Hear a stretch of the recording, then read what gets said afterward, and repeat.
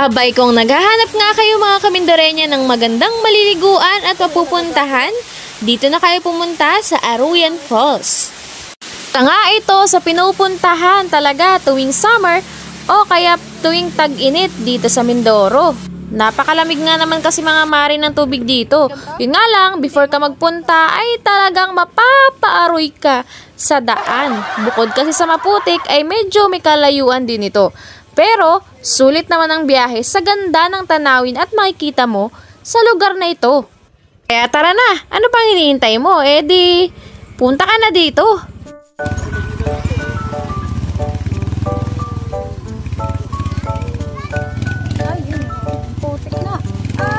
Dito nga mga kamindorenya ay sinubok nga hindi lang ang aming pasensya kundi rin ang aming tiyaga. Kasi nga naman ang daan ay maputik at halos lumulubog na ang gulong ng mga sasakyan namin.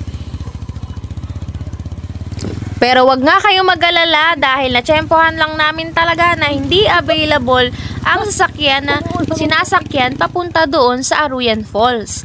Kaya sa mga pagkakataong ito, wala kaming ibang choice kundi gamitin yung tricycle at motor. Pero ang sinasakyan talaga ay yung traktura na kayang magsakay ng marami ding katao. Nakailang kamuntik-muntikan ngang lumubog at tumambling ang tricycle, pero hindi kami napigilan na pumunta sa lugar na ito dahil nga excited na rin kaming maligo at makita ang ganda ng Aruyan Falls. Ari nga at naglakad na ang aming tita, tumatakbo-takbo pa para lang makausad ang tricycle na aming sinasakyan dahil hindi nga kaya sa bigat na rin ang mga dala.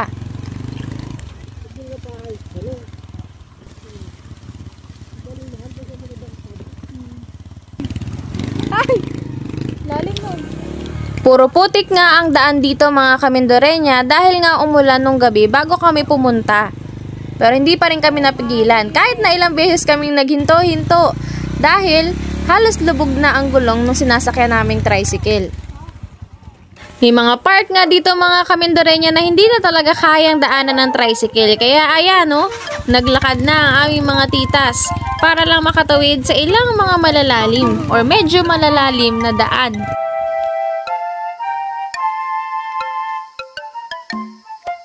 Alam na nga kami talaga mga kamindorenya sa kasabihang walang maputik na daan basta pupunta sa galaan. Ha? Mali. Ay hindi na nga talaga mapipigilan kahit putik pa yan. At sa wakas mga kamindorenya, nakarating na rin ang mga Dora sa pinakadulo ng daanan at dito medyo smooth na yung daanan. Pero tatawid